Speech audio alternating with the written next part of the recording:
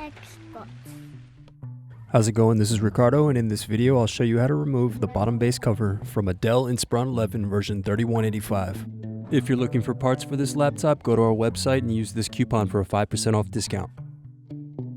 Use a thin object to remove center screw cover. Now unscrew and remove bottom base cover.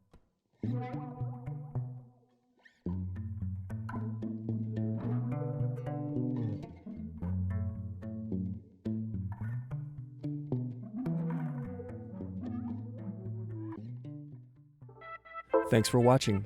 Don't forget to like and subscribe if you enjoyed this video. And if you need more, check out this playlist to watch other tutorials for your laptop.